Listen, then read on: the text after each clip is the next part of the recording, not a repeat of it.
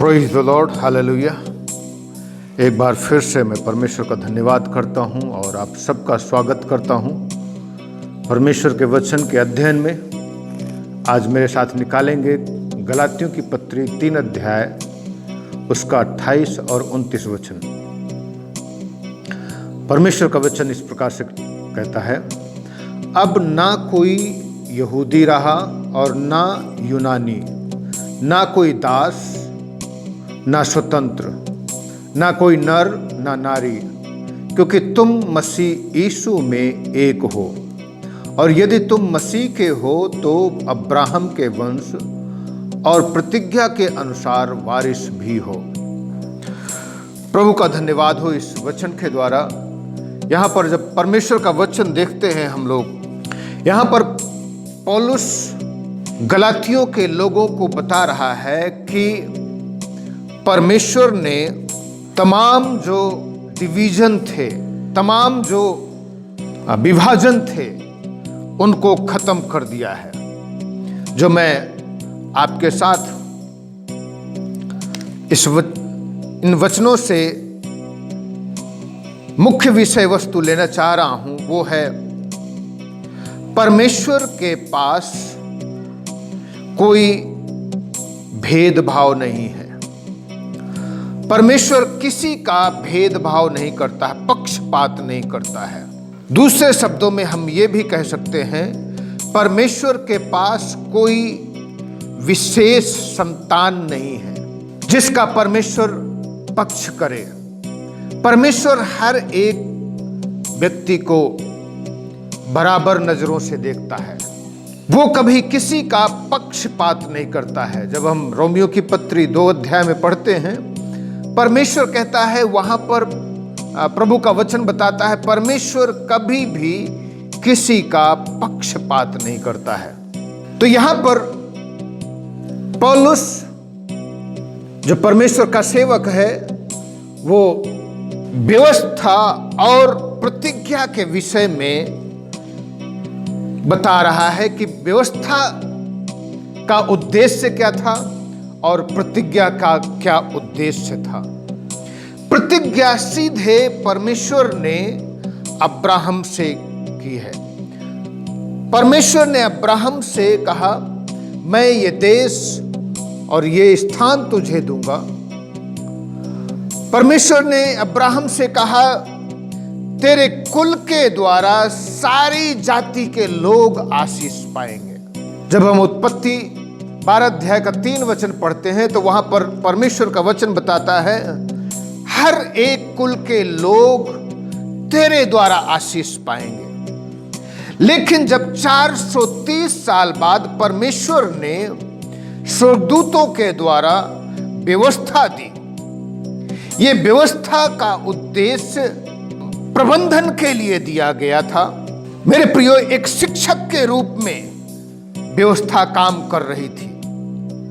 प्रभु का वचन बताता है, गलातियों 3 अध्याय का 16 वचन जब हम पढ़ते हैं तो वहां पर इस प्रकार से लिखा है, प्रतिज्ञाएं अब्राहम को और उसके वंश को दी गई। वो ये नहीं कहता वंशों को, जैसे बहुतों के विषय में कहा, परंतु जैसे एक के विषय में तेरे वंश को, और वो मसीह है।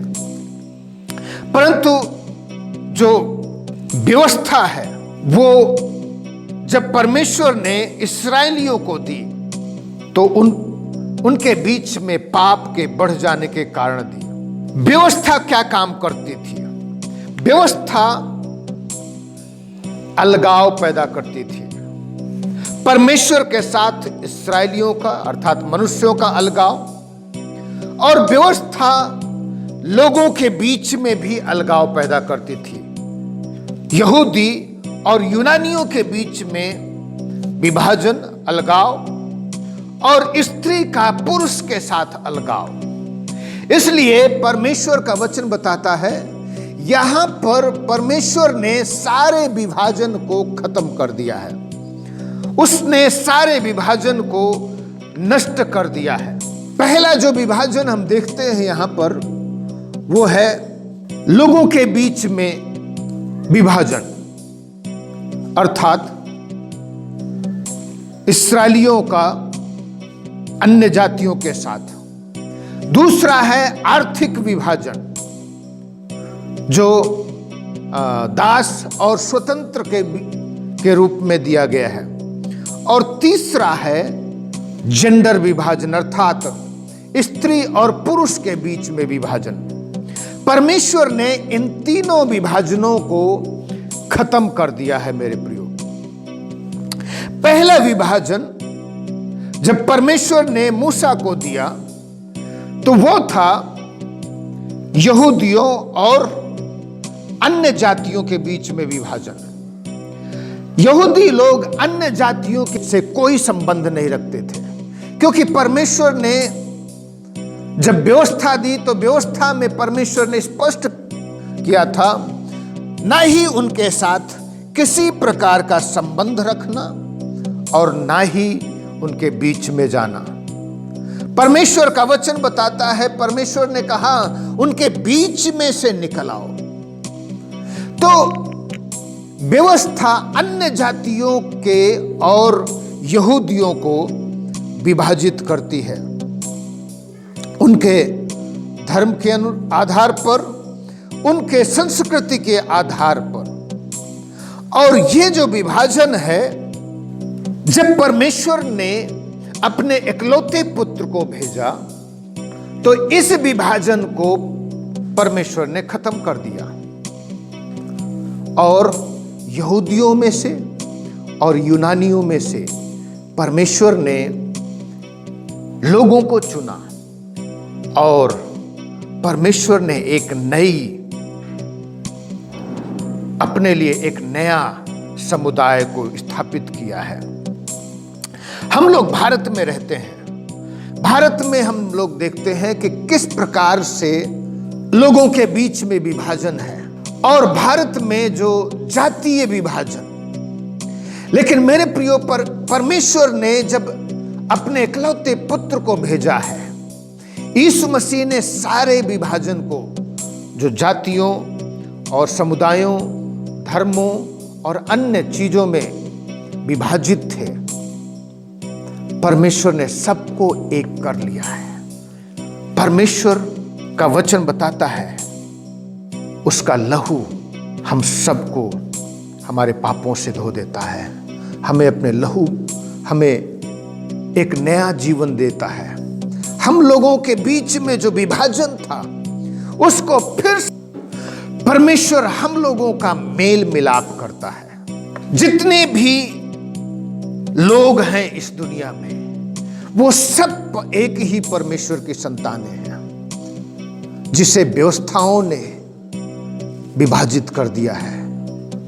लेकिन परमेश्वर अपनी प्रतिज्ञा के द्वारा हम सबको एक कर देता है। दूसरी चीज जब हम देखते हैं, परमेश्वर का वचन बताता है व्यवस्था ने लोगों को सामाजिक आधार पर, आर्थिक आधार पर बांट दिया है। ये व्यवस्थाएं हैं जो मनुष्यों को सामाजिक और आर्थिक आधार पर बांट देती हैं।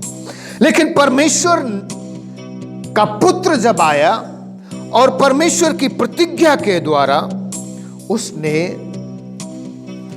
सामाजिक और आर्थिक आधार पर भेदभाव नहीं किया, परंतु परमेश्वर ने, जितने लोग परमेश्वर के पास आते हैं, जितने लोग यीशु मसीह के पास आते हैं, परमेश्वर उन्हें सबको पुत्र और पुत्रियां होने का अधिकार दे देता है। परमेश्वर किसी के साथ उनके धर्म और उनकी जाति, उनके समुदाय के आधार पर, उनके ऊंच, उनके नीची, उनके गरीबी, उनकी अमीरी, उनके ऊंचे पद और नीचे पद, उनके एम्प्लॉयमेंट, अर्थात कोई नौकरी करने वाला है या बेरोजगार है, किसान है या मजदूर है, अधिकारी है, कर्मचारी है, वो राष्ट्रपति है, प्रधानमंत्री है, कोई भी क्यों ना हो, इस कितने भी ऊंचे पद पर हो और कितने भी, परमेश्वर की नजरों में हम सब मनुष्य हैं, और चूंकि हम सब मनुष्य हैं, परमेश्वर हम सब से प्रेम करता है। और जितने लोग यीशु मसीह के पास आते हैं, यूहन्ना रचित सुसमाचार में लिखा है, परमेश्वर का वचन बताता है, जितने लोगों ने यीशु मसीह को ग्रहण किया, उसने उन्हें पुत्र और पुत्रिया होने का अधिकार दे दिया है। और परमेश्वर कभी नहीं चाहता है कि हम परमेश्वर के लोग किसी के साथ कोई भेदभाव और कोई पक्षपात करें। जब हम प्रभु का वचन पढ़ते हैं, याकूब की पत्री 2 अध्याय का 1 वचन से लिखा है, वहां पर परमेश्वर का वचन हमें स्ट्रिक्टली मना करता है कि हम किसी के साथ किसी प्रकार का भेदभाव करें, क्योंकि परमेश्वर हमसे खुद भेदभाव नहीं करता है। यीशु मसीह ने अपना लहू हम सब के लिए बहाया है। जितने लोग प्रभु के पास आते हैं, वो सभी का उद्धार कर सकता है।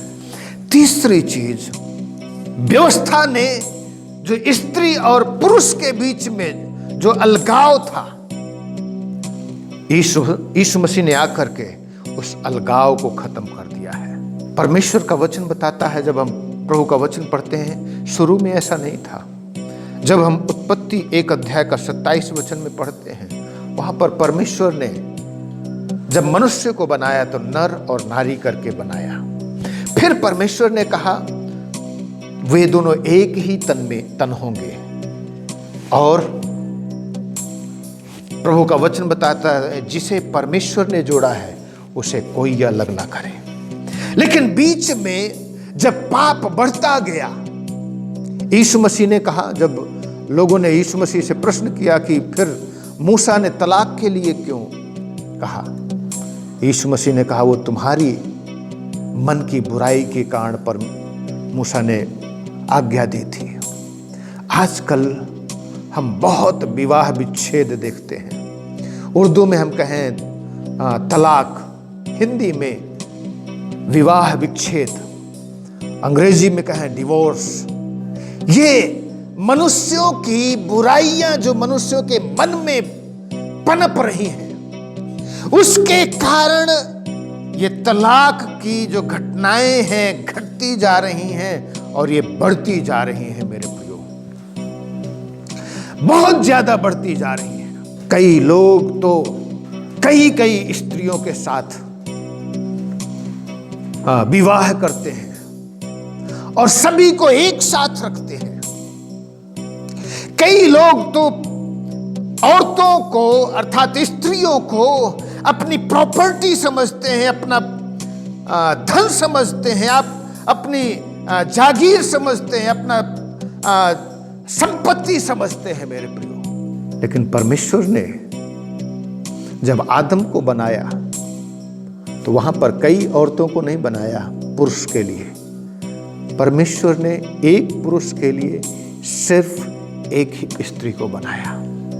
लेकिन व्यवस्था आने के बाद मनुष्यों के मन में जब बुराइयां बढ़ती जा रही थी, परमेश्वर ने डिवोर्स को इजाजत दी। लेकिन यह इजाजत सदैव के लिए नहीं थी, यह सिर्फ यीशु मसीह के आने तक थी। लेकिन जब परमेश्वर ने अपने पुत्र को भेज दिया, उसने फिर से स्त्री और पुरुष को रिस्टोर कर दिया। अब विश्वास के ही द्वारा सभी का उद्धार होता है। स्त्री अगर विश्वास करती है, पुरुष विश्वास करता है, सभी का उद्धार होता है और सभी लोग यीशु मसीह की देह के अंग बन जाते हैं। मेरे प्रियो, जब हम प्रभु का वचन पढ़ते हैं, जब हम मन फिरा लेते हैं, पापों से पश्चाताप कर लेते हैं, परमेश्वर की नजरों में कोई भेदभाव नहीं है। ना ही कोई यहूदी और यूनानी में भेदभाव है और ना ही कोई दास और स्वतंत्र में भेदभाव है और ना ही कोई स्त्री और पुरुष में भेदभाव है, क्योंकि हम सब मसीह में एक हैं। यीशु मसीह ने सबको अपने लहू से धो करके हम सबको एक अपने देह के अंग बना लिया है। जब हम कुरिन्थियों की पहली पत्री 14 अध्याय का 12 से 14 वचन पढ़ते हैं, वहां पर प्रभु का वचन बताता है परमेश्वर ने हम सबको एक देह बना लिया है, एक देह के अंग बना दिया है, कोई अलग नहीं है। यदि तुम मसीह के हो तो अब्राहम के वंश, और जबकि हम मसीह यीशु के हैं, वो उसकी देह के एक ही अंग हैं, तो हम अब्राहम के वंश भी हैं और प्रतिज्ञा के अनुसार वारिस हैं। वारिस हमें यीशु मसीह ने बराबर का पद दिया है। उसने कहा अब से मैं तुम्हें दास नहीं परंतु मित्र कहता हूँ, दास नहीं परंतु बेटा भाई कहता हूँ। हम सब यीशु मसीह के संगी वारिस हैं। हमारा भी वही उतना ही अधिकार है जितना कि यीशु मसीह का। और हम जानते हैं परमेश्वर यीशु मसीह परमेश्वर के दाहिने हाथ पर बैठा हुआ है और अधिकार और सारी सामर्थ यीशु मसीह के अधीन है। तो वही अधिकार, वही सारी सामर्थ हम सब के अधीन भी है। यीशु मसीह ने हमें विजय के उत्सव में लेकर के चलने के लिए बुलाया है। आइए हम लोग प्रार्थना करें। परमेश्वर पिता, मैं प्रार्थना करता हूँ तू अपना हाथ बढ़ा और हम सबको बुद्धि समझ ज्ञान दे, ताकि हम एक मन रहें, एक चित्त के रहें। जबकि यीशु मसीह ने सारे दीवार को ख़त्म कर दिया है, हम लोग भी सारे दीवार को ख़त्म करें। चाहे जाति का भेदभाव हो, चाहे वो स्त्री पुरुष के बीच का भेदभाव हो, चाहे आर्थिक आधार पर कम पैसा और ज़्यादा पैसा, ऊंचे पद और नीचे पद का भेदभाव है। प्रभु सबको तू हम लोगों को ख़त्म करने में हमारी सहायता मदद कर और हर एक को आशीष दे। और जितने लोग बीमार हैं, तेरे वचन सुन रहे हैं, उन सबको स्पर्श कर, छू करके चंगा कर दे। तो आश्चर्य कर्म कर। धन्यवाद करते तूने प्रार्थना को सुना है, यीशु के नाम से मांगते हैं, आमेन। God bless you and the Lord be with you. प्रभु आप सबको आशीष दे। सबको जय मसीह की।